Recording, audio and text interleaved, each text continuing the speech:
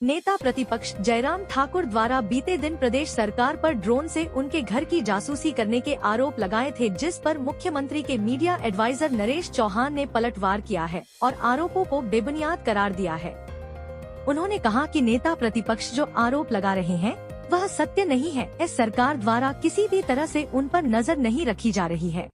जिस तरीके से सरकार ने हिमाचल की स्थिति कर दी है, सरकार ज्यादा दिन की मेहमान नहीं है, क्या कहेंगे? देखो, भाजपा की तो हर बात राजनीतिक दृष्टि से है। बड़ी दुर्भाग्यपूर्ण लगता है कि विपक्ष में होने का मतलब ये नहीं कि आप केवल मात्र एक ही मंशा रखें कि आप केवल सरकार को कोसने का काम करें या नेगेटिव प्रचार करके करें। आप विपक्ष में हैं, आपकी भी जिम्मेवारियां हैं। अगर कुछ फैसले सरकार प्रदेश हित में कर रही है, उसका समर्थन करना चाहिए।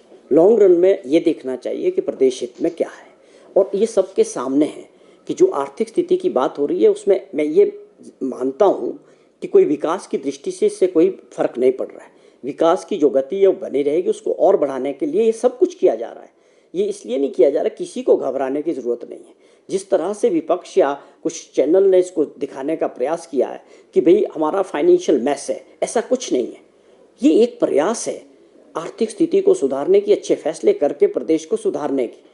आप समझें कि क्यों ना करा जाए।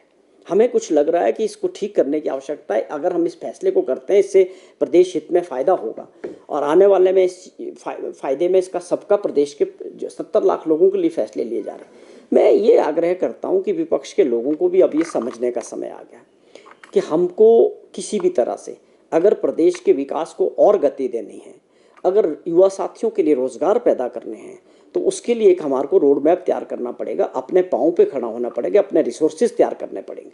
जिस प्रकार से हमारी सरकार के समय कट लगा है, भारत सरकार से लोन लेने की सीमा को घटा दिया गया, और आप समझें कि जो ग्रांट थी वो ख़त्म हो गई, जीएसटी का जो ग्रांट मिल रहा था वो ख़त्म हो गया। तो हमको अपने रिसोर्सेज के अंदर ही सभी लोगों के लिए कुछ ना कुछ करना है। सरकार की प्राथमिकता है गाँवों तक विकास पहुँचे, गरीबों तक स्कीमें पहुँचे, बेरोजगार साथियों के लिए रोजगार पैदा किए जाए। उस मॉडल पे माननीय मुख्यमंत्री जी काम कर रहे हैं, जो एक लंबी योजना है।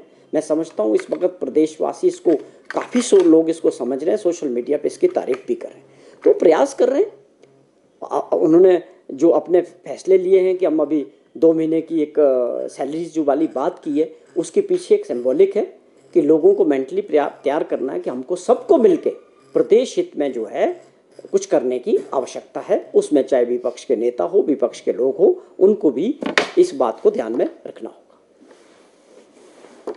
शिमला से कैमरामैन युगमार्ग टीवी।